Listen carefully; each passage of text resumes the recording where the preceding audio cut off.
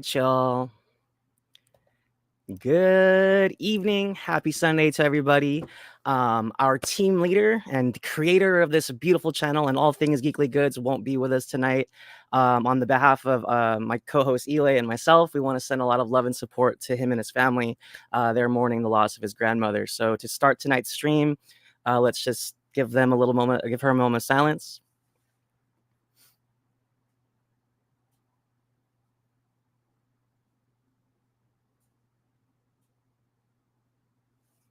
Leo, we love you, brother. We miss you. Lots of love and support from us, your Geekly Goods Roundup team. But with that being said, let's bring our co-host Ile into the mix. Good evening, Miss Hi. Ile. How are you Good doing? evening. I'm good. I'm chill. I'm vibing. Sending lots of love to our brother Leo tonight. So let's give everyone a good show. Yes, absolutely. And with that being said, there's a lot to talk about. This week was Yeah. very eventful. I felt like a million trailers dropped. I couldn't keep up. Like I literally watched everything today. Like it was just like boom, boom. Gladiators coming out. Captain America dropped the trailer. Agatha Uh-huh. all along popped up out of nowhere. Like it was just rapid fire Yeah. succession and Yeah, I don't know if I lots of missed one. I saw all of those, but I don't know if I'll find out if I missed one then. absolutely. Yeah, we'll get into it. And lots of awesome movie news. We're really in the midst of summer season. And fun fact, we're not at the polls yet, but I just think this is awesome. All 5 of our top 5 box office movies are in double-digit millions. It's pretty great. It's pretty rad. So things are picking Wow. up. It's summer. People are going out to the movies. So with that being said, though, let's get to our first segment of the evening.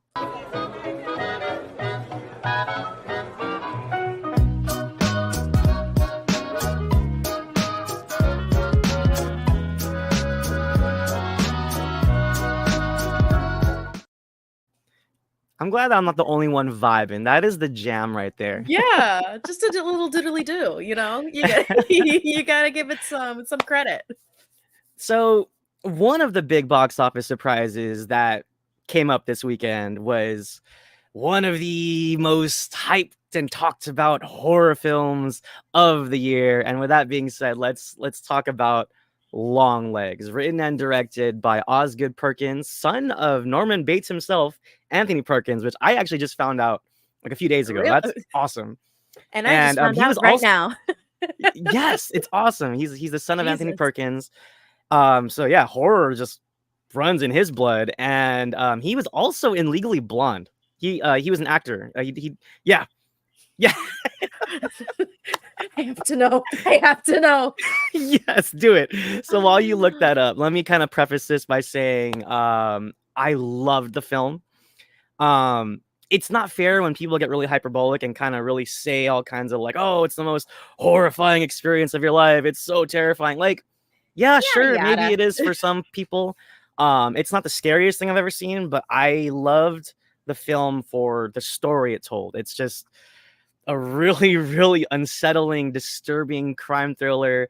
Micah Monroe is our protagonist. She's a FBI detective with perhaps a hint of psychic ability that she's trying to find this serial killer named Longlegs. And that's all I'm going to say. I don't want to spoil too much of the film, but it's really, really haunting, dark, Yeah. beautifully shot. And honestly, Nick Cage puts on one of the wildest performances, not only of his career, that I've ever experienced. Like it got to me. It got to me. I don't know if it works for some and the others. I've seen some people say they weren't really blown away by Long Legs, but I loved it. Eli, how did you feel about the film? Did it get under your skin a little bit? It did. Although again, I went in with like healthy expectations. I was like, okay, everyone's going off about this scariest thing ever. I'm not going to be that person that's like, it's not that scary. Like everyone has their different thresholds, let's say. I'm a fan of horror, but I will admit, like, I love the It movies, but you will see me in the theater like this. Like, that's just how we roll. Okay. I'm not here to get with the cheap jump scares.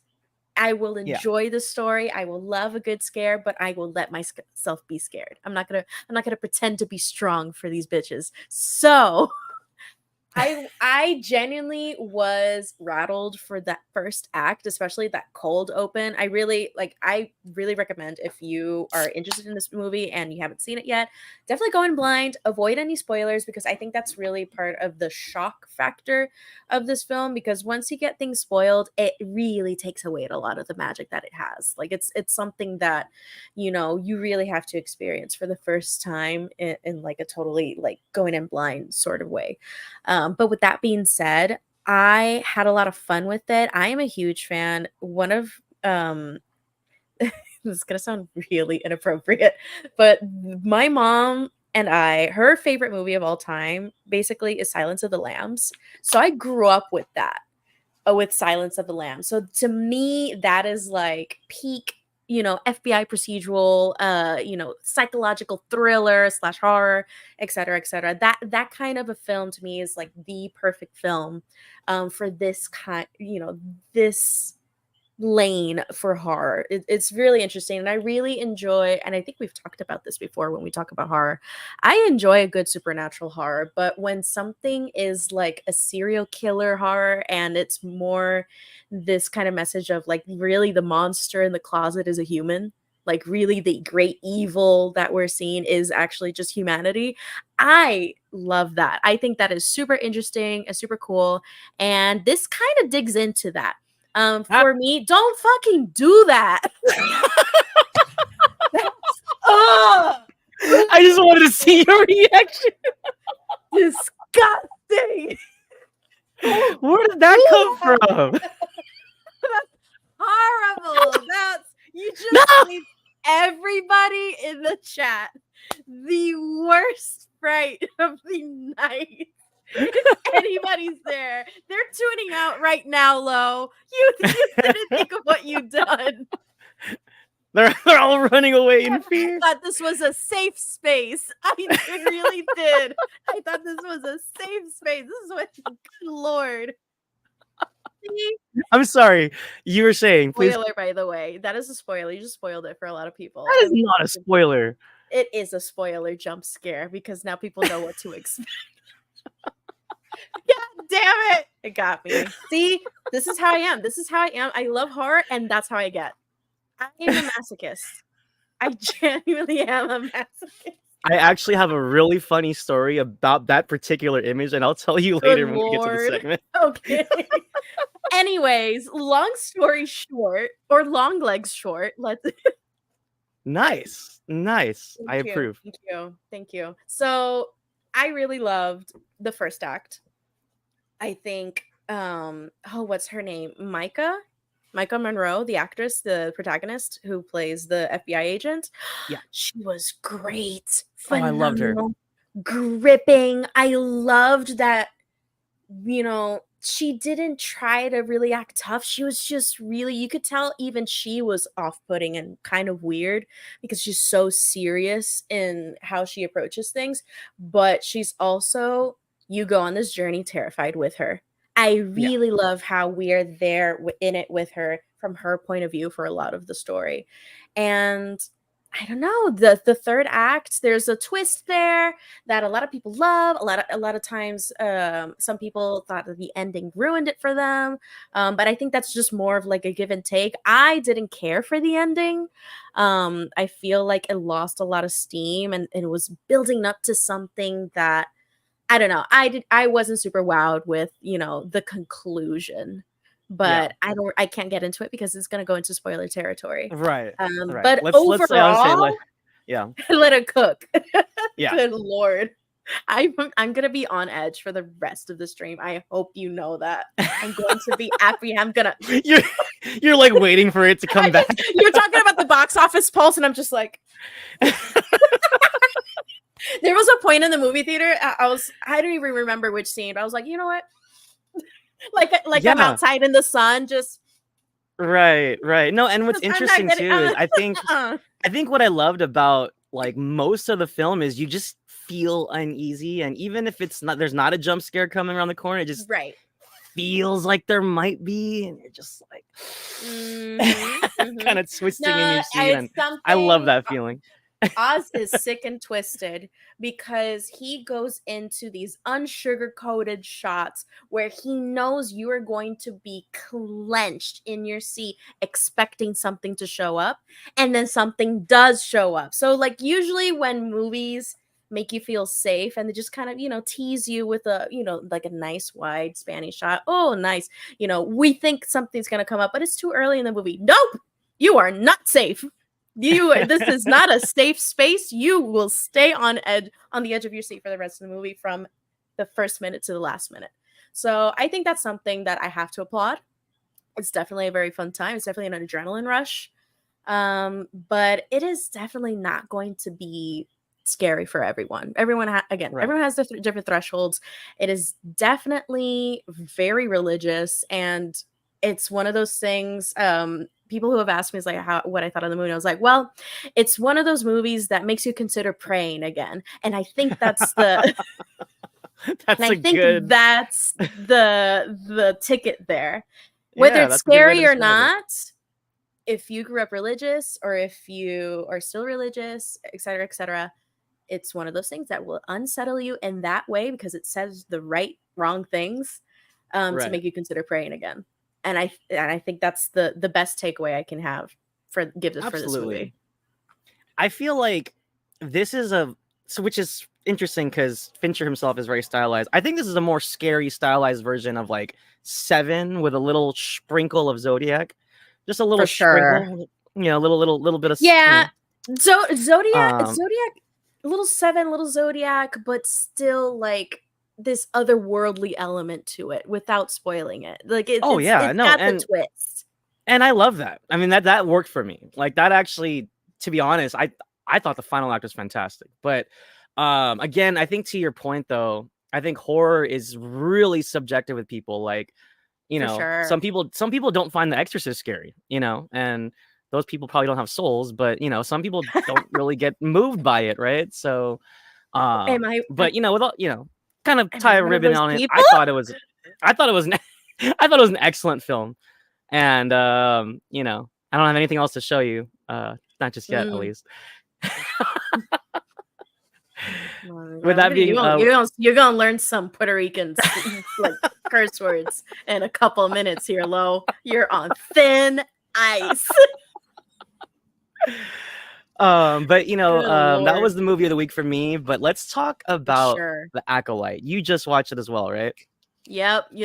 There was a dinner and an acolyte night today because I Nice, was a nice. little behind.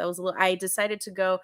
No, I was gonna go to the gym that night, and I just decided to rot in bed and not watch the acolyte on Wednesday night. And then I saw Longlegs. So either I was resting or I was going out late, like after work, going to the movies. So I just saw Acolyte, another Coco Nala episode.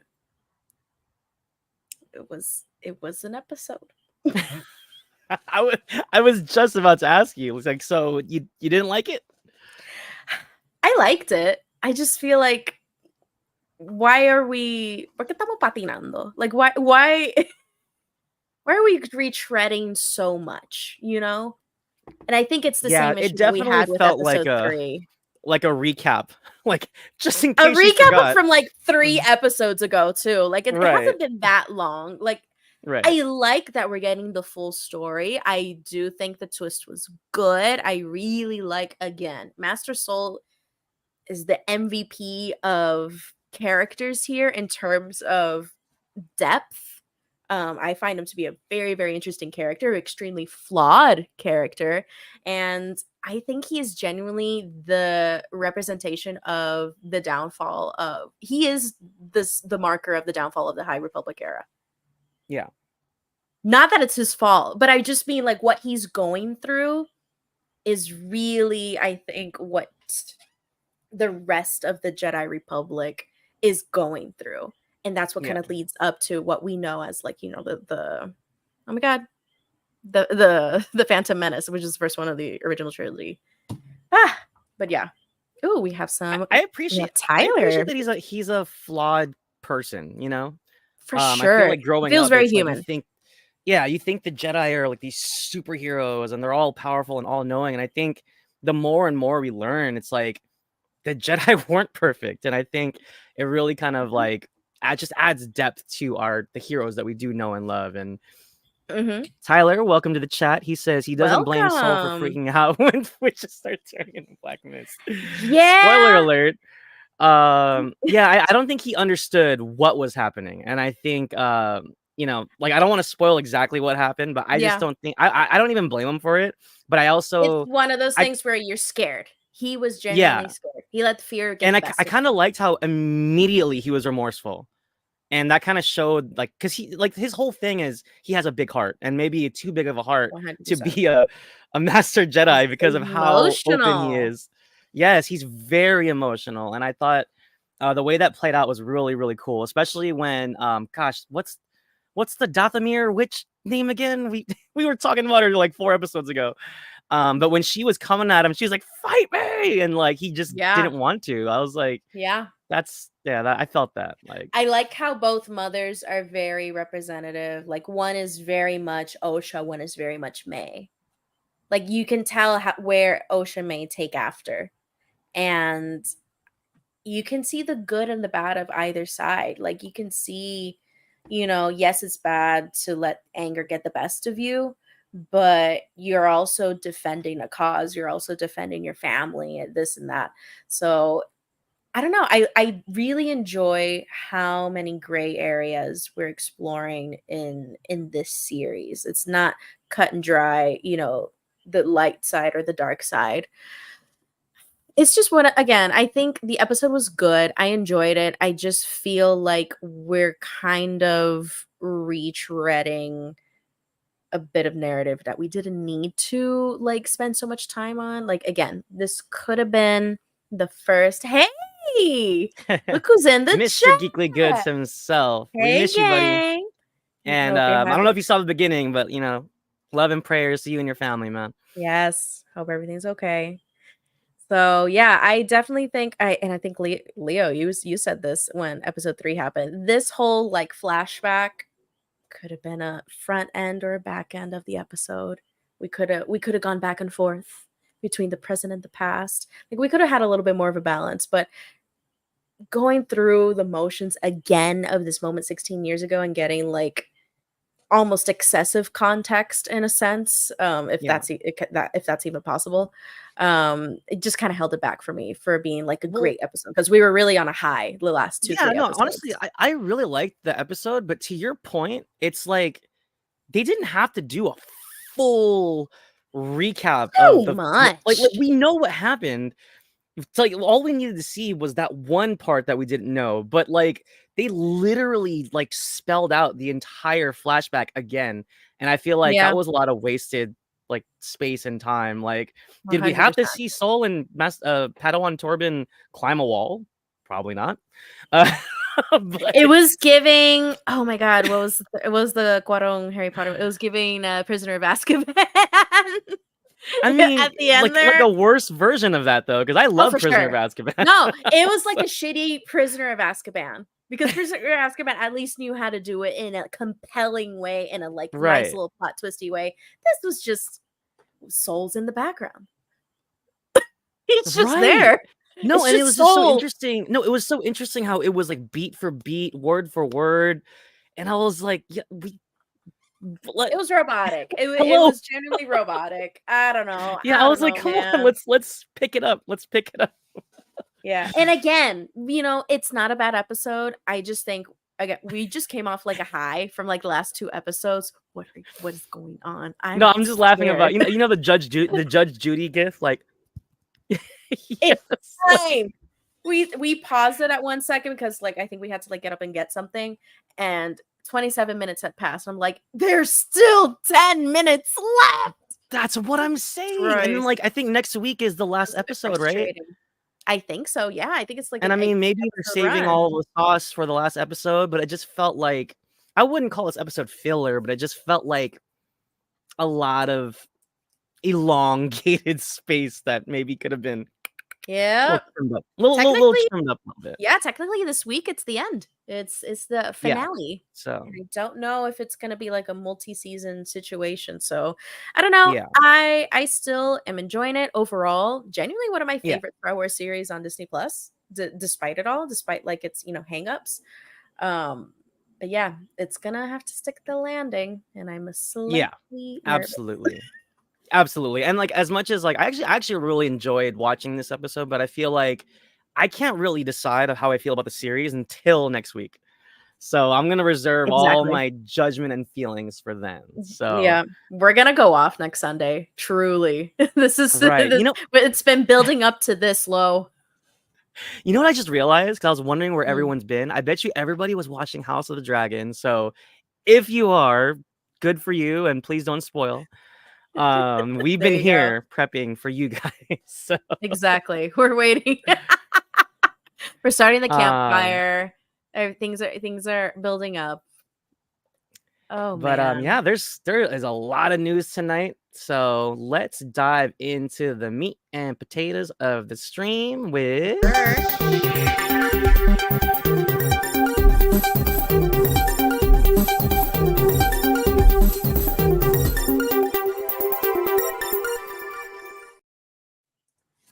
all right, y'all. If you're new to this, every week we kind of check the box office pulse, see how the cinema is heart is beating, and we are back, guys. We said this last week, but more so than ever, even more so than last week, which was a good week. All five of these films, the top five in the box office, are in double-digit millions. That is awesome to see. And we were led by Despicable Me 4. It's its second weekend. It's still number one. Had a 44.7 mil haul. That's solid, especially for a second week. The families are out in full force. Kids are out from school. They need movies to watch. And between this and Inside Out 2, they are just Illumination and Pixar and Disney, they are just raking it in right now. Yep. We previously were talking about Long Legs. This was huge. They opened at number two, 22.6 million debut on a $10 million budget, the biggest opening for Insane. Neon Studios ever, and the biggest independent horror movie opening in a decade. So this is awesome. Really, really good marketing. I don't know if you guys ever saw the teasers for Long Legs or the trailers, but God, they were so unset. Like it's pretty much like the That film first tapped trailer, into I saw it on this phone. I was like, yeah, like it's just so Jesus unnerving, and it's Christ. like it perfectly packaged the vibe of the film into a 30-second to a minute clip, and all the trailers didn't really show you much. They just gave you the vibes. They gave you that wicked spirit, and I thought, Mhm. hats off to the marketing team. They did a really good job, and like I said, they'd No, already that was doubled their budget. fantastic. No, I Yeah, think it's something definitely like me as like a marketing girly, definitely a case study for me to look back on and take some inspiration from because it was extremely creative and interestingly enough, I'm gonna be a little bit of a nerd now. Um, it's crazy how they were able to sell this movie without having to lean on Nick Cage's name in a way. Like, I feel yes, like a lot of people went to see this genuinely because of the concept and the trailers rather yeah. than, "Oh, it's a Nicolas Cage movie." Like, no, it's not. So and I And they didn't have to really like love give that. away or sell like the scares. They kind of just No, let people be curious, and I really, really like that. And I wish more movies would do that more often. By the yeah. way, Ely, if you look into the fridge, there's a surprise for you. I hate you. I hate Going you. on That's Inside rude. Out Oh, 2. get that get it away. Cover You're the like this the whole stream. stream. Absolutely not. That's haunting. I don't like it. I don't like it, Lo. So Get it so away. inside Uh, wait. Get Just what gonna away? Get what away? This one? no, get it away. No, I'm logging off. I'm logging off, Lo. So Inside Ugh, Out 2 is still crushing it. I mean, they've already made $1 billion, but hey, you know what? They're at number 3 with 20.7 mil. People are still Jesus. coming out for Inside Out. Yeah, this is insane. Like Inside Out It's been is a month. making ridiculous amounts of cash. So hats off to the Pixar team and what was it? Pete Doctor, right? If I'm not mistaken, he directed the film. Ah. He's killing it. Quiet Place day one drops to 4, but they are still doing well. 12 Bring it mil. on. They already made their money back. So like I said, I feel like Kingdom of the Planet of the Apes set the precedent for like the tentpole blockbuster Mhm. films, and Quiet Place will very much have some decent legs here. Because 12 mil is not bad for its like fourth week, I think, if I'm not mistaken, More or third less. week. I think it's its third week now. Yeah, because Yeah. I remember seeing it 2 weeks ago, 3 weeks Yeah, ago. so that's awesome because they already made their money back. So everything they're making right now, it's just all, that's Right. all just It's just frosting. genuinely been a very profitable summer, which is nice to see even for like the smaller budget films. So Absolutely. hats off to the moviegoers this summer. Let's Yeah, go. and Let's get some hats air off to Michael conditioning. Sarnowski, director of Pig, which I loved. Another awesome Nick Cage film. He did a really great job with Quiet Place, and that's one of the reasons why I appreciated it. But Yeah. rounding out the top 5 is Fly Me to the Moon, which I thought this movie was going to be forgotten, but it made 10 mil and is in the top 5. That's not bad. Let me tell you, I actually saw this movie last night because here's some lore. Okay, my fiance loves the Despicable Me movies, and what is wrong? Ugh, I'm logging off, Lo. I'm logging off. I am frightened. The last one, I promise. Last one. It's I'm not. It won't happen frightened. again. It will not happen Leo, again. I this promise. is this is abuse. Leo, do you see the shit? This is what's happening on air. I'm being scared. I'm being bamboozled. So I please saw Fly Me to the Moon. tell us about Fly Me to the Moon.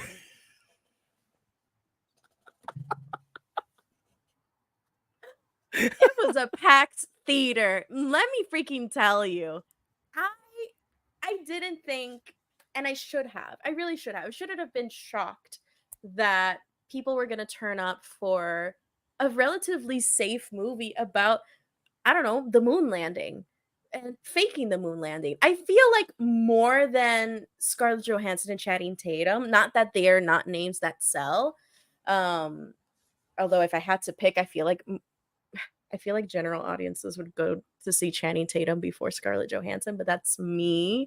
That's just I would agree with that. my No, Channing perspective on that Tatum because I feel has like Channing charm, Tatum and he's very charming. He's been the protagonist for like big movies before.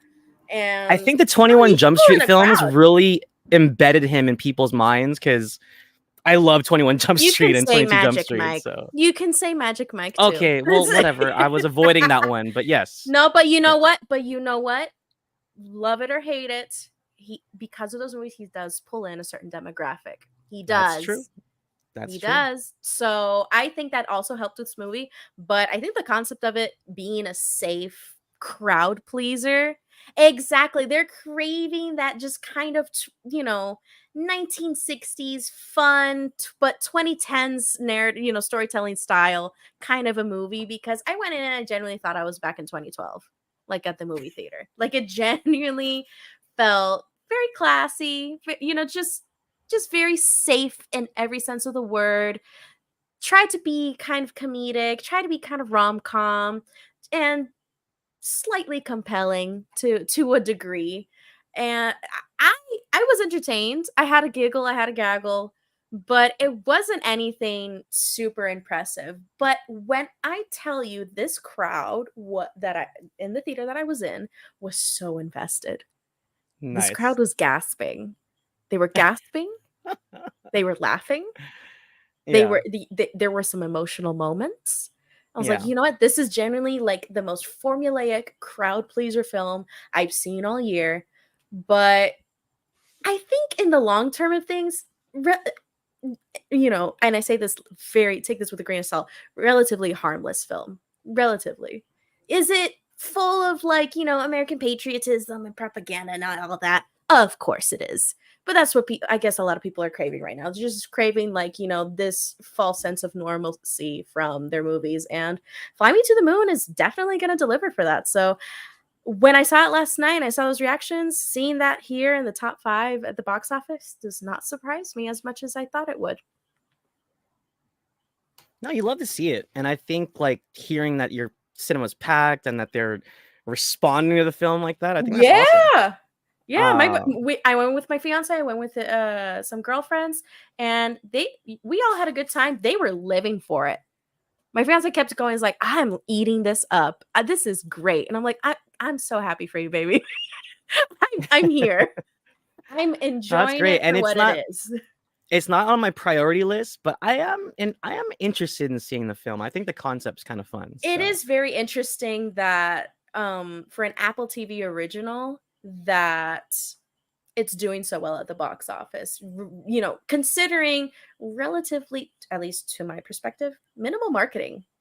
It yeah, definitely, wasn't like super promoted or anything. I think genuinely the topic and the Channing Tatum of it all is what brought those numbers in. yeah. And I applaud Tyler for booing Despicable Me, because that wouldn't that have been Boo. awesome? Like, wouldn't that have been awesome if Longlegs was just number one? Like, that would have been cool. Yeah. But No, 44 mil is a lot of money, it is. and And my fiance really families, wants to see it. He really God, wants to family, see Despicable Me li- 4. like kids and parents just love those damn minions, man. So I don't know, man. can't stop. They This won't be page stopped. They can't be slides now, stopped. I swear to God. Oh, you're still looking.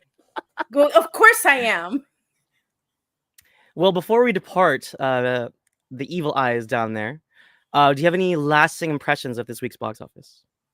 Um, You're like, change long, the slide now. hmm.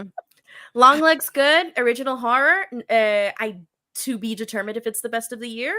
Not the best horror movie I've ever seen for me personally. Yeah, But love to see it be really successful. Love to see things like A Quiet Place Day 1 and Inside Out 2 continue to do well. But yeah, I think the MVP of the week of the box office is definitely Longlegs. yeah, absolutely. Hold up, we gotta address this before Now, we go. sir, I did Don't like hear what it. she's not saying. Like, don't hear what she's not I saying. genuinely enjoyed it. I did really like it. It's just not like top 5 horror for me. Like it's not like, wow, the greatest, scariest horror movie of all time. Like no, let's keep it real. Let's keep it very real here. It is very good. It is very good. I just think that the story needed to be a little bit more cooked at the end. I found it, it just needed just a little more. I needed a little more something something. That's all. That's all. Leo's like, Pero no. I keep saying I enjoyed it. Yeah, it was just the final act, Leo, that didn't sit well for her, It was but just I don't know. I feel like they could have done a little more. Oh, there goes the green light. Oh, see, that's the evil eye. See what's happening? Get that shit away from me. I'm gonna start. so let's I know keep it I know trucking, the y'all. Father, what's the Heavenly Father prayer? I know it in 2 languages. We have a lot to talk about, y'all, so let's get into it. This was the big one from the week, though. Captain America Brave New World finally released its official teaser trailer, and as you can see in the image that I'm displaying so beautifully, we got Red Hulk.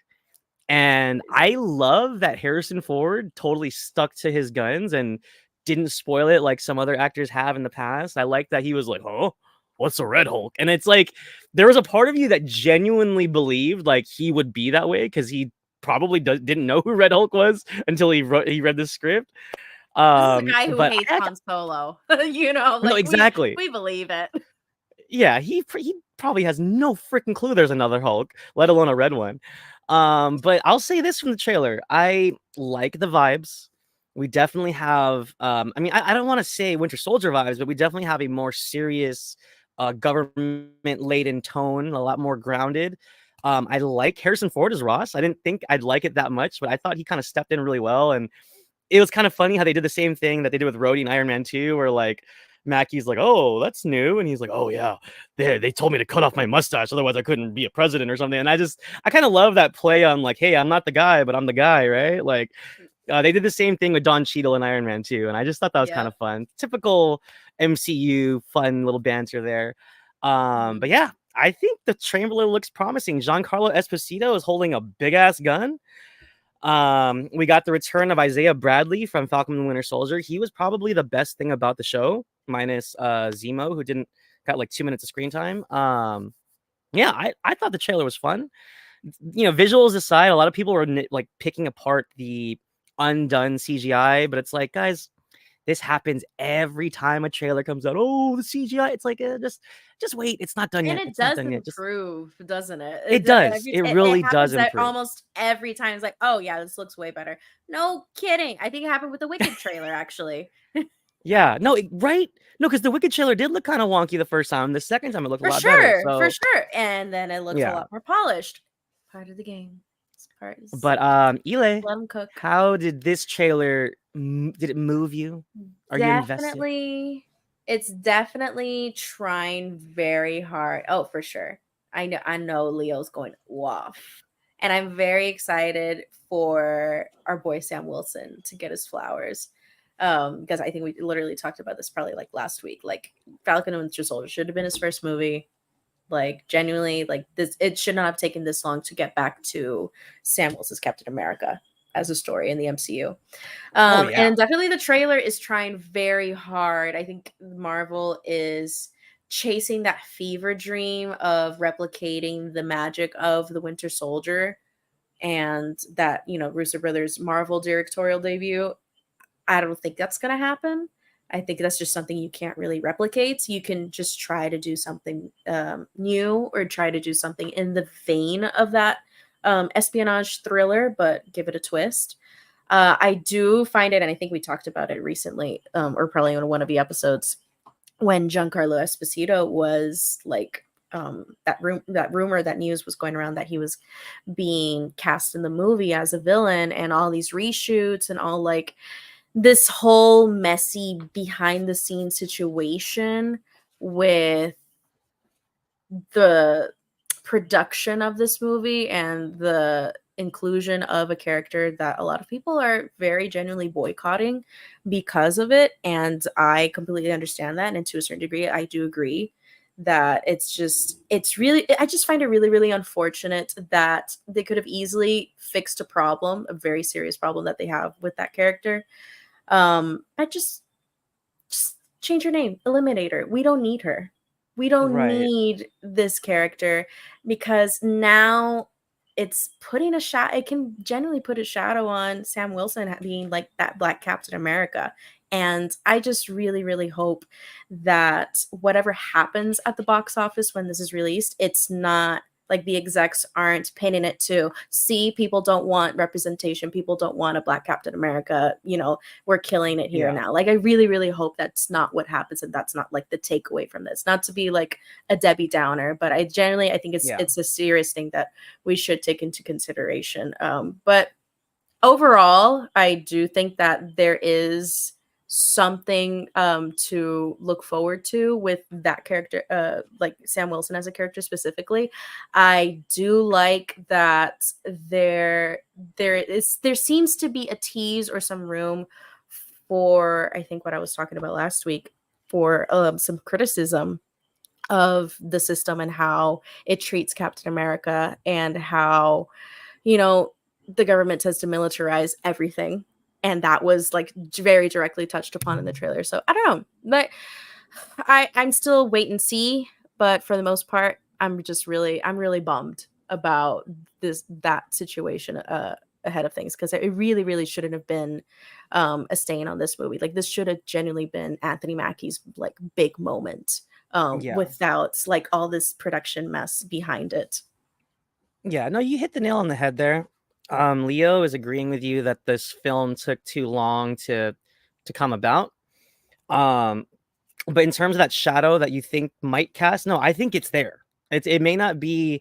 We have to For sure. remember to take things that the internet and Twitter says with a grain of salt, because as Mm-hmm. much as we get, there's a lot of chatter on Twitter about that particular character. A lot of times, general audiences don't see what we see with like film Twitter, with like Mm-hmm. Reddit or whatever's on the internet.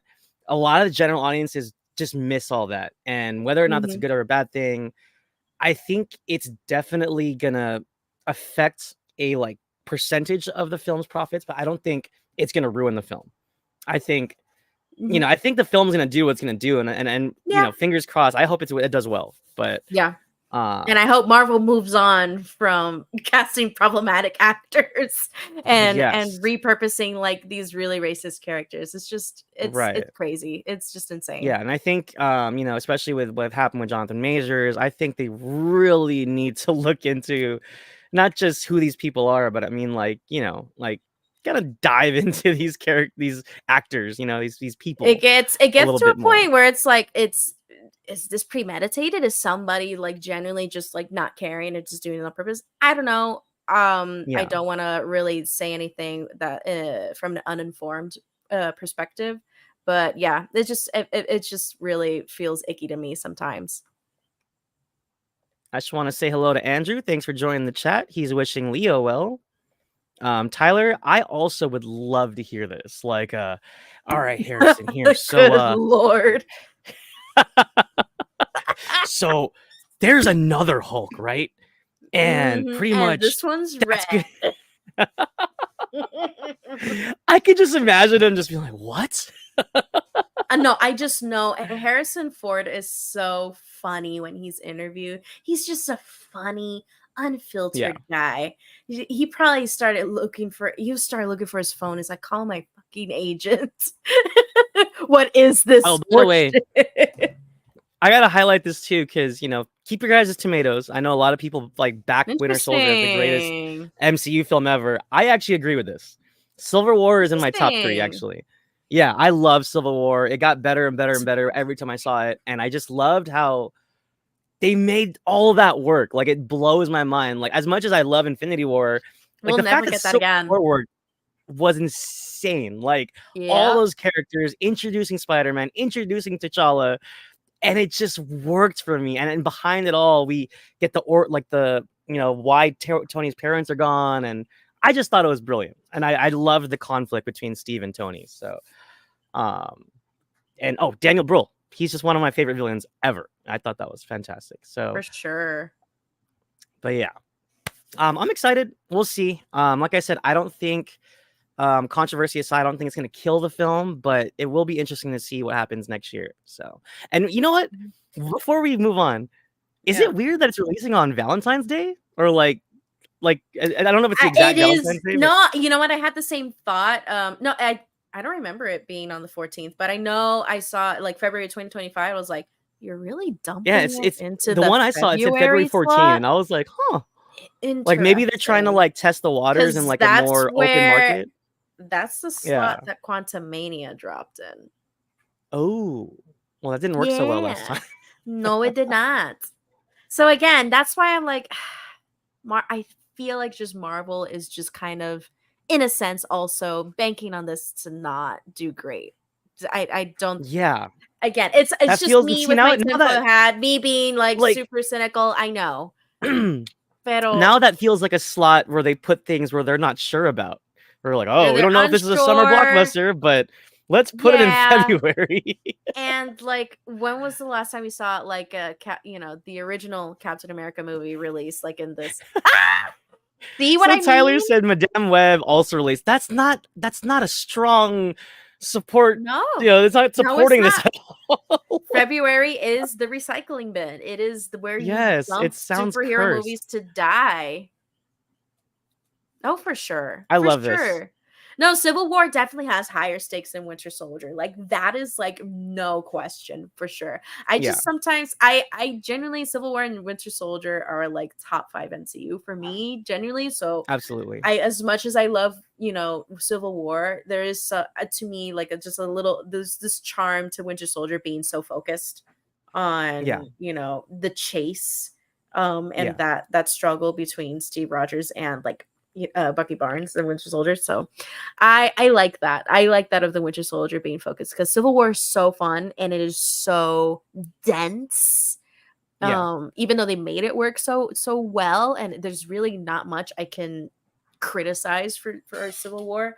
But yeah, I think it's just a personal preference where I just sometimes Civil War can overwhelm me just a little bit, because there's a lot going on. So, and sometimes I just want to chill and just be in my yeah, little espionage little bubble yeah. called Winter Soldier. No, and to be fair, like Cap on the Run is really fun, especially It when he's like hiding out at the is. mall with Natasha and like, he's trying to look like a normal human being. Exactly. And So, I think Winter Soldier is the one where you have this, it's just so silly.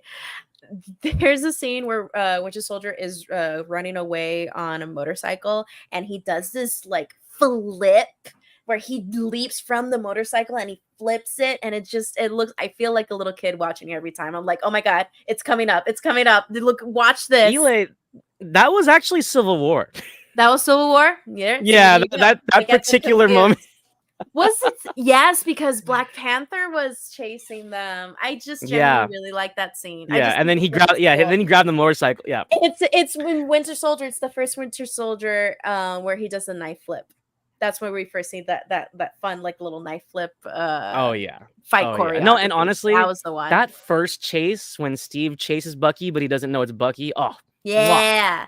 It's just just so so fun. intense They're and really, so really fun. fun movies. So there's a lot of material. There's a lot of, how we say in Spanish, hay tela para cortar. There's fabric to cut here. There's material. So I appreciate you that's- educating our audience. All these little Spanish little. I love it. I I love need it. to start. You see, y'all need to appreciate me. I don't gatekeep as much as I used to. Tyler's saying Civil War had the best Black Panther suit. That, I mean, Sure. it was more comic accurate. I kind of like the purple Yeah. aesthetics in the film of his own film, but Mm-hmm. um, Leo's saying his entrance into the MCU was legendary. No, exactly. Oh I yeah, just yeah, thought for sure. like having Civil War be centered around the assassination of T'Chaka, like holy moly, like what a way to not only bring T'Challa in, but just kick off that story. Like, oh, awesome, It's just awesome. really good But screenplay, man. That's the power of a but good honestly, we screenplay. have a lot to get into. As much as this kind of took the hype, staying Mm-hmm. within the MCU, Agatha all along also released a really good looking teaser trailer for Disney Plus. And I'll be the first to say, when this show was announced, I kind of thought like, dude, we need a show about Agatha Harkness. I kind of felt like WandaVision was very much its own thing and there was like a one and done kind of story, but this teaser has me kind of piqued my ears went up a little bit. I was like, huh, like got my attention. And I love Catherine Hahn. She's awesome as a character, and seeing Aubrey Plaza is awesome. And I love like just this whole like, oh, Wanda took my powers. I need to get back to glory. Like it's such a simple thing, but it's kind of like it got me excited to see, okay, so Agatha, how are you gonna do this? And she has like the witch's road she needs to travel, and she needs to create a coven and all this like spooky supernatural stuff. And the fact it's releasing Halloween, like sign me up. I'm ready to like when Halloween comes this year, I'm gonna watch me some Agatha all along for sure. Well, actually, it's 100%. releasing closer to my birthday actually, but September, but still, I'm There you excited. go. I remember you saying you're like in the chat, Eli. Dude, I'm hype. I'm really hype about this one. I'm not gonna lie. I think I was right with you there. Like, see, yeah, that trailer really just kind of did it all for me. Yeah, you guys But were hyped I when it was dropped. I was like, I haven't seen it totally, yet. dude, I was totally on that boat of like, do we really need this? But once the cast started getting announced, I was like, hold on, let them cook. And they did, and we're gonna eat. And I love, not only are we getting like Catherine Hahn or Ray Plaza, we're getting Patty LuPone. We're getting freaking Joe Locke from Heartstopper. Like these are really, really good actors. And I adore Patty LuPone. And I'm really excited to have like this really fun mix of actresses that all exude different brands of witchy. You feel me? Like it's like everyone has like their genre of witch in a vibe, and we're putting them all together in a room. And I genuinely think that this has the potential to be something just genuinely fun, like for the fun of it, Yeah, and be well done. Like I was genuinely surprised with this trailer and how like good it looked, even like with the VFX, with the yeah. music. Like love the music choice. Hello, like I'm a super huge Florence and the Machine fan, so definitely the people behind this, they were on Tumblr in 2012. Like I Yeah, see the vision and I appreciate it. I think it's a great yeah, chance to get bring some campiness back into the MCU, like at least the MCU series. So yeah, I'm excited. So like I love that you bring that up with the aesthetics and the music, because like you said, that is a choice. It And the is. creators of this show, you know what I mean? Like they're very being purposeful about the audience they're targeting. And I think that's awesome. You know what I mean? Like I love that Agatha isn't a superhero. And this Mhm, might be mhm. like apples and oranges maybe, but like I look at something like Werewolf by Night, which I For was sure. crazy about. Like Werewolf by Night was fantastic with was it Gail Garcia I don't um remember. Oh my god. as the lead. Michael Giacchino made his directorial debut, and I just love the horror vibes, especially like the throwback horror Yes. vibes. Gael Garcia. Gail Yep. Garcia Bernal, right? Yes. So love him, and I thought his performance was awesome. And you know, it's kind of cool to see these different sides of Marvel. And what kills me is we Mhm. need more of this, and we're still waiting for Blade. But you know, but let me leave Blade alone because we've dumped on it enough. But like, this is great. I think this is exactly what Marvel needs, especially if people feel like, if there are people that feel like MCU is getting stale, like stuff like this is different and it's fun. Mhm. And I'm excited for it. I can't wait. I enjoy the variety for sure, and I love that it's releasing during Halloween. Like it's again, when the MCU gets seasonal, sign me up. Yeah, yeah. I love a So good seasonal story. yeah, because it's gonna debut the first episode's like mid-September, but I think by the time it Love that. finishes, it'll probably be closer to Halloween, right? So Exactly. We'll have the hell season yes. finale for Halloween weekend. Oh yeah, we're dressing up. Hell yes. Hell yes. That's gonna be a good weekend. And then I set him off. Tyler's like, we really got WandaVision and the spin-off of an Agatha spin-off before Blade.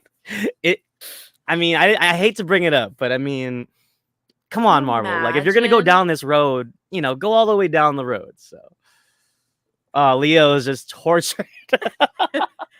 Leo suffering. Good lord. This poor man. Yeah.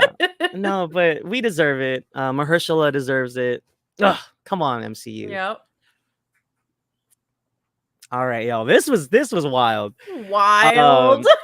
Um Look at this poster, you guys. The All-Star returns, and it's nothing but a big 5 with some Shrek ears on it. But we have a release date, you guys. July 1st, 2026. All of the cast is returning. Mike Myers, Eddie Murphy, Cameron Diaz. Look, I'll be honest. I kind of checked out. I feel like I saw the third like once and I forgot about it, and I never saw Forever After.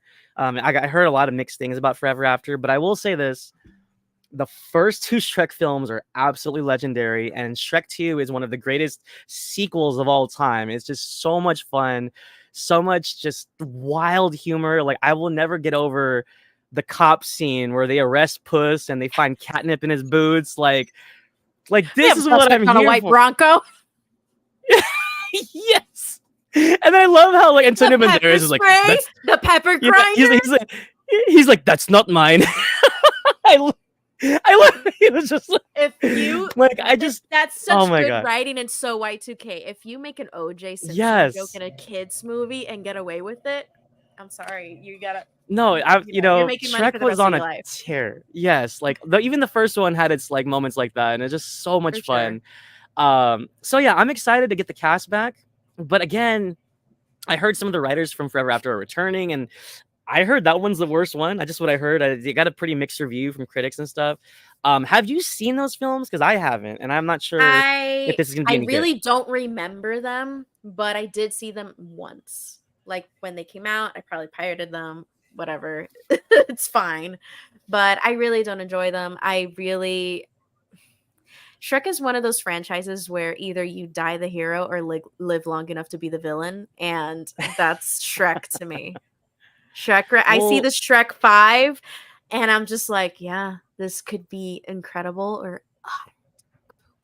you know what's interesting is like, okay, sometimes you get Toy Story or you get Despicable Me and it works every single time, but sometimes you get Ice Age and it just keeps going. And I'm like, what? They made another one? Like, no, yeah, so sometimes you got to cut the cameras dead ass. yeah, yeah. So I'm really curious. As much as I love the first two films, and I'd love to see this little comeback for Eddie Murphy. Like he just Yeah. he just dropped Axel F, and Mike Myers has been gone for a long time, and Wayne's World. I kid you guys not. This is my favorite comedy of all time, Wayne's World.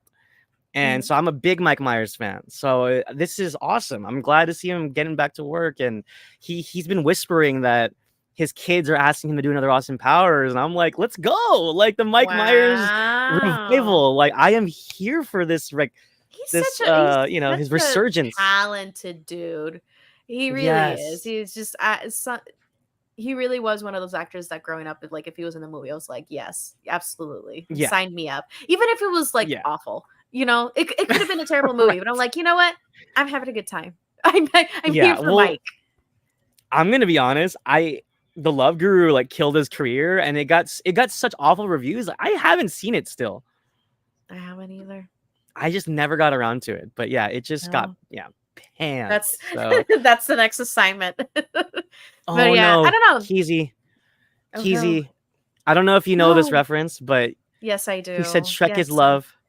Shrek is life. That is one of the most horrifying things I've ever seen in my life. Yep. Worse than long legs. Exactly. Yeah. Yeah. That's a jump scare right there. Jump scare me with that video right now. That pixelated Shrek, like it's a jump scare right there. No. And then Tyler saying Shrek 5 versus the live action Moana in the same month. Disney. We're gonna put your money down. What are we putting our money on, guys? No, I'm telling Disney right now, y'all gotta move. I think they're gonna get cooked. For sure. 100%. You know how people ride at dawn for Shrek, even if it's when it's bad? Like, right. Shrek has such a loyal fan base, and I'm one of them. Yeah. I'll show up. For sure. And one of my best friends, love her to death, Alana. I know she's not watching right now, but like she saw this, flipped her shit because she loves Shrek. Like she is like that girl who's like Shrek and SpongeBob are her life. So Shrek 5 is here to like bring her back to life.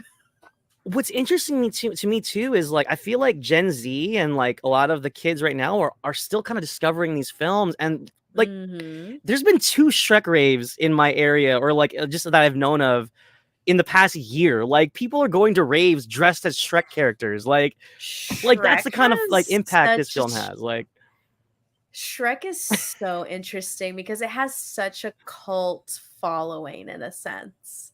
There's such an interesting culture surrounding this interesting character. And I think it also has to do with the memes and that meme culture of Shrek and on top of how iconic those Keezy said that right are. Here. See? Exactly. Like the fact that he stays relevant. The first 2 movies are great, but what keeps it alive is the meme culture. Yes. It is the impact, the comedic impact on the internet that Shrek as a character has had. Insane. It's like Shrek and SpongeBob are like neck and neck for, cultural impact through memes throughout like, I don't know, the last 15, 20 years on the internet. Like no joke.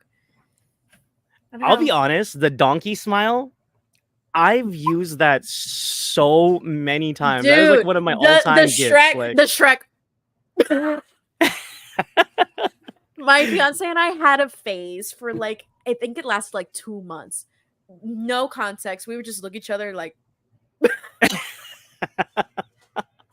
No, I love that one of look us would too. Because it got to a point where we would just automatically do it, and then like we became synchronized. We would do it at the same time, and then we start laughing again, and then we were just ridiculous. It's ridiculous. It's silly, but you know what? It sparks joy, and I think it's gonna spark the box office. Take that to the absolutely. No, honestly, I think with just because it's this like putting the poster out and just getting the word out, I think this is gonna quietly build up. It's going to be huge come 2026. So for sure. All right. God damn. This one's for the horror fans. You're like, what's up with these images today? I got the horror shirt on today, y'all. I got the icons, and this, I know. But this got me hyped, guys. Sam Raimi is set to direct a new horror film for 20th century titled Send Help. And get this, you guys. Yeah, you're right, Sam Raimi. Send help. I am being tortured today. Okay, Ja. I've made my jokes. Continue. No, but so from Mr. Raimi himself, he describes this film as if like, what if Castaway was a horror film? Which is why I It put kind of is. Wilson dead set, like not dead center, but front and center. I put Wilson. Just if you guys don't remember, Tom Hanks was in a film called Castaway, and he was by himself, stranded on an island, and his only friend was Wilson the volleyball. Are So, we that age now where we have to explain Wilson now to like people? Like people don't know you know Wilson? what? I mean, I don't know who's who's Crazy. listening. I don't know if anyone remembers, You're but so Wilson right though. was an icon back then, and I don't know He how much that's carried over was. because Wow. Wilson. This takes me back. Yeah. I was a little kid yelling Wilson across the house. Yes. I And saw that you know movie what? so many Hats off to goddamn Robert times. Zemeckis and Tom Hanks for making us care, because when they parted from each other, I was wrecked. I was like, "No, Wilson!" And he's like floating out into sea. What a good screenplay. But yeah, like that's Right. insane. He's taking a So page out of M. Night Shyamalan's book in terms of like descriptions. Because remember how he described Trap? yeah, What? Yeah. What was it? What if Silence of the Lambs happened at a right. Taylor Yeah. What Swift if Silence of the concert? Lambs was in a That's yeah? this. Wow. No, and it's great. And just to kind of further establish, like again, I don't know who I'm speaking to, but guys, Sam Raimi is really famous for the Evil Dead trilogy. A lot of people know him for Spider-Man, but he really made his mark in horror with the Evil Dead trilogy. And the last time he did horror was Drag Me to Hell. Got kind of like mixed reactions. I actually love Drag Me to Hell. I thought Drag Me to Hell was awesome, but you love to see a master of this genre come back and do something awesome. So I'm really excited for what he has cooked up for us. I mean, are you a pretty big fan of the Evil Dead series? I can't remember. You know, I'm not. It's kind of like how I am with Star Trek. I'm not diehard, but I enjoy it. I'm a casual, let's say. That I think that's the accurate way to say it. Like I'll watch them, I'll enjoy them, but I'm not in it. I'm not in it. I'm not like, I'm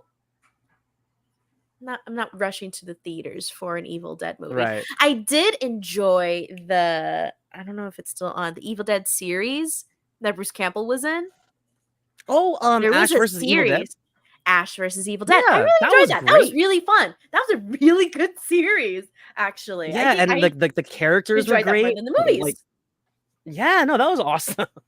It was. I It gotta was wild. finish it That first actually. 'Cause I episode, saw the first season and a half, but I never finished it. I just got I distracted. didn't But finish it either. Yeah. No, it went on for a couple of seasons, but like that first yeah, season to me was like good for me. I was like, yeah, this is a good story and I don't have time to keep up with it. But I really enjoyed it. So yeah, I think that's yeah, the most I've like really dived into this franchise aside from like the last one that they made last year, Evil Dead Rise. Evil Dead Yeah, Rise. did it? Yeah. Yeah, Evil Dead Rise was fine, but again, it wasn't Raimi like behind the wheels, so it was okay. Yeah. No, and I have a very same sentiment with that film. A lot of Gen Zers love that one. Sure, It was just it's what they okay. know. Ignorance is bliss. Right. Right. Leo, I mean, I know you had to be where you are, but I was actually really hoping you would be here to talk about this. I knew you'd be hyped. He loves Sam Raimi. He needs him back in the MCU. I agree. I think Multiverse of Madness was freaking awesome. I don't know how people feel about it in the general consensus out in the world. I know it's kind of mixed, but I thought it was Yeah. great. Definitely classic Raimi style, especially seeing Zombie Strange and The PowerPoint oh my god, presentation transitions. oh my well, you love that, and also Yeah. Wanda coming out of the mirror realm, and she One was of the best all scenes. freaking like her, like it looked like The Ring, like she was coming out of the TV Exactly. in one of those mirror. Yes! I was not a fan of Multiverse of Madness when it came out, but genuinely the best scenes are when Raimi is really able to commit and dive into that horror and really make it just kind of gross and cool. Like those are the best scenes. I just, you could tell when Marvel, holds things back. Oh yeah, no, and it's funny too. I'm actually surprised that they even let the Illuminati thing happen, because that was really violent. It still is. I was like, yo, again, Wanda is Wanda's committing murders. Yeah, the movie's got some great scenes. I think generally my my dislike for it as a whole, I guess, is just, I don't know. It was just a strange equation. It was just Raimi in the MCU just did it. It really could have worked, but to me, I feel like it's just one of those things where it just has to kind of live on its own. So, because I don't know, Okay, Marvel. I don't that's think fair. I was shocked that Marvel allowed for so much, but if we're here, let's commit. Let's go all the way. Hey Tyler, I just want to They're say not I looking think they down. are the future, and I commend them for being themselves and being awesome and liking and believing in whatever they want to believe in. I am not looking down on them. I'm We're not the just old looking man on across the the lawn, street. okay? We're looking Yeah. we're looking across the street. That's all. We're straight I'm ahead. not kicking them off my lawn, okay? Like it's okay. It's okay. But yeah, as a huge horror fan, and in particular as a Sam Raimi fan, I'm super Mhm. stoked for this. I can't wait to see how this kind Very of develops. Like I interesting. can't wait to see what this looks like. So It's giving Castaway. Lost, kind of. It's kind of Yeah? Lost because it's you're Well, cast away on an island, but it's horror. but I kind of feel like it's gonna be really, Oh, really of dark. course.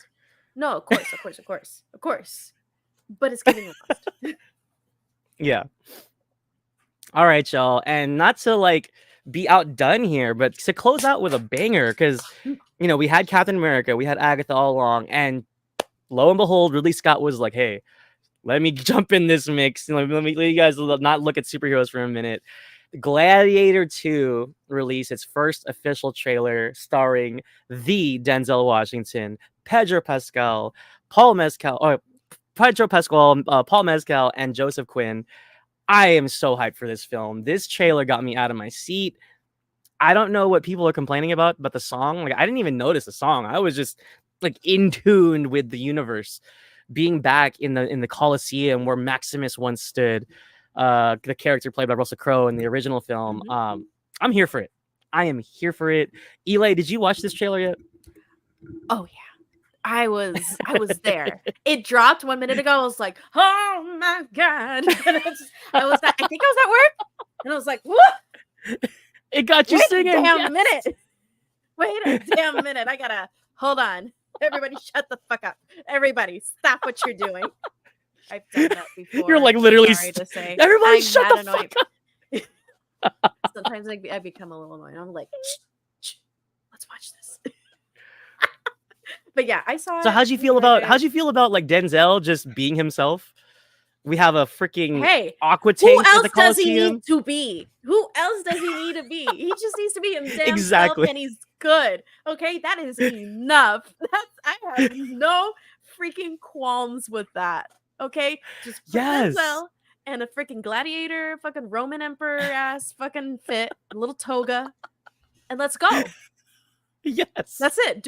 I think it's we don't need great. anything else. That's great. This is And it camp. kills me This that is high camp. people are even like people are actually bringing it up. Like, oh, why does he sound Be like silly. Denzel? Like, Be because he's a silly.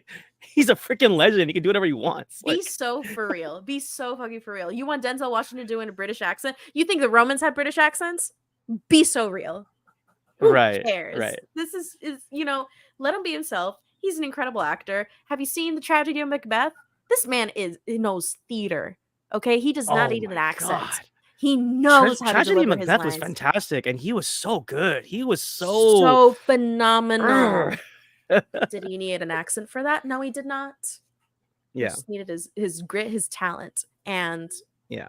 I like it. I like it a lot. I think my only concern, if I have to have a concern, I just don't want it to be like a copy paste of like the first one, like narratively. Yeah. Like let's just not have like the same like story structure like copy paste from the first one. Give me something. Give me something more. Like I really like how grand of a scale it still looks. Like it doesn't look like the first one shrunken down. Like it generally looks really high quality. I really love the battle scenes that we're gonna have in that Coliseum. The freaking the boat and like filling up the water in the Coliseum so that they can have their fucking boat battles. That's to me, that's cinema. I think that's just gonna be That is fun. awesome. No, because I've seen just some people cool. like that doesn't make any sense. It's like who cares? Just Who cares? let it happen. We are playing. Let Ridley Scott play with his little Ken dolls in his little Coliseum, and let's go. That's all we need. No, And you know, of course, and a lot of those money shots, especially with like the trebuchets and the boats and the arrows and Pedro Pascal just mowing down guys. I'm like, I'm here for it. Just give me all of that. And Paul, not to be outdone, Paul Mescal looks great.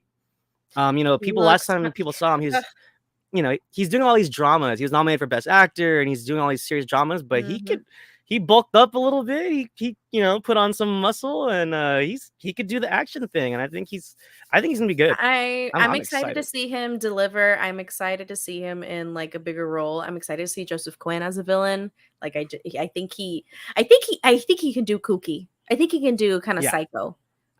So Oh yeah, yeah. I No, think he's giving it's me a good like cast. weird vibes, but like that fun weird. Yeah, It's like, yeah, oh, he's just gonna be a freaky. character for sure. He's gonna get freaky with it, and I appreciate that. So yeah, I'm And you excited. Only concern, just hope it's not a copy paste. That's all. That's all. I don't think right. that's a lot to And my ask thing for. too is like I'll be honest, I walked out of Napoleon. I didn't walk in.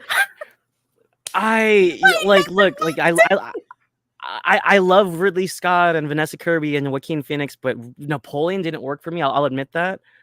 But I never judge a director based on his misses, because The Last Duel, which came out before that, was awesome. I thought it was really good with Adam Driver and Matt Damon Yeah, and I Jodie remember. I Comer. remember the review I made Yeah. for it. It was I ripped into The Last Duel way back in the Well, day. I was gonna say I enjoyed The Last Duel, and Yeah. just from what I got from this trailer, I think we're in for a treat. I think it's he's a putting return all to of his form eggs in in a his sense. basket. Yes, for sure. For Yeah, sure. because House of Gucci was also a mess. That whole like Last Duel and House of Gucci being back to back, and like those really mixed reviews, and then Napoleon. Like I think really Scott is just like, let me just go back to effing basics.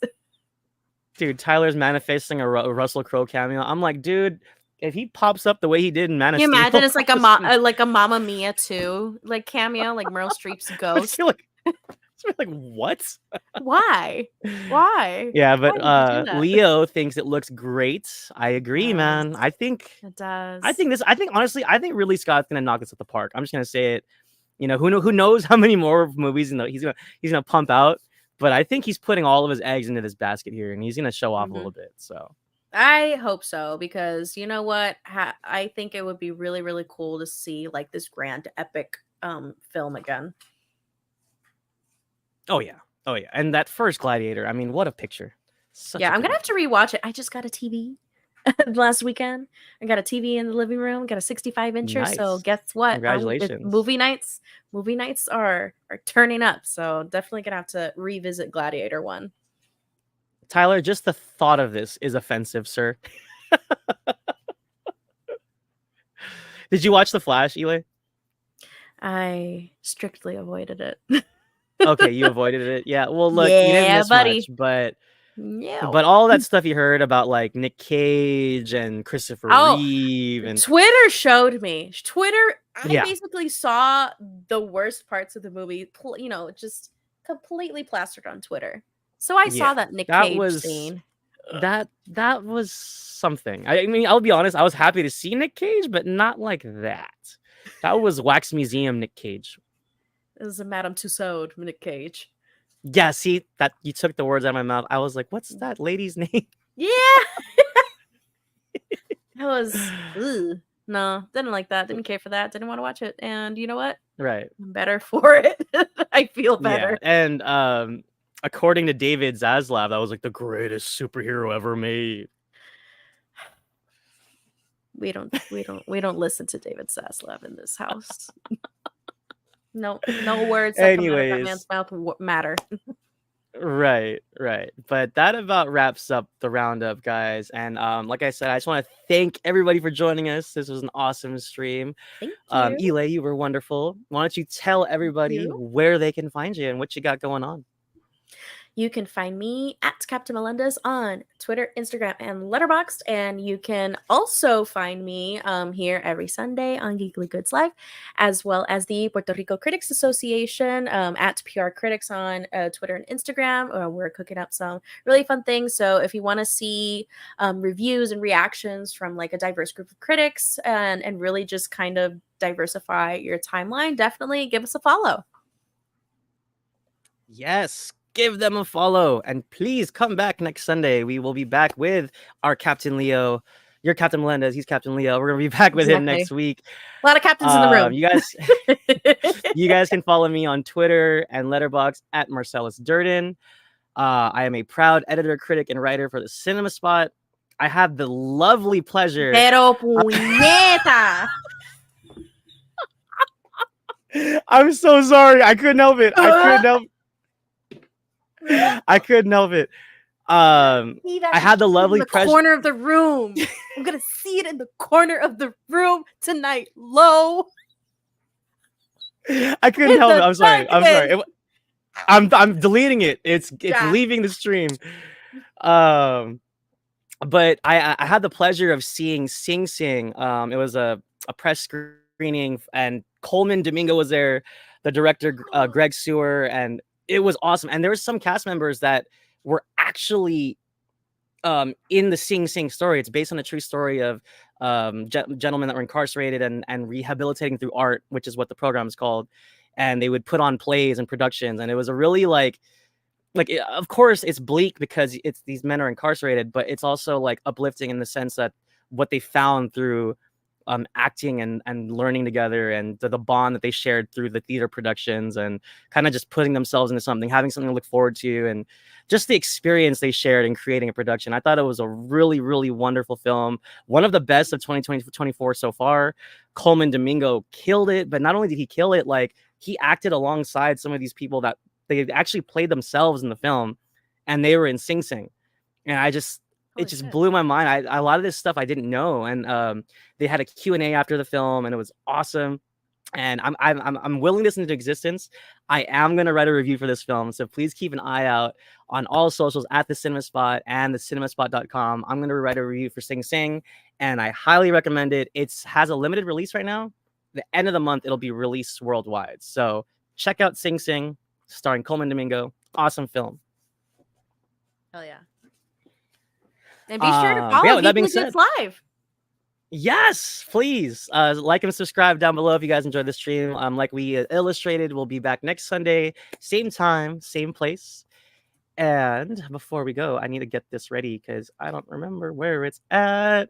I did this last time. No, oh my God, you're all nervous.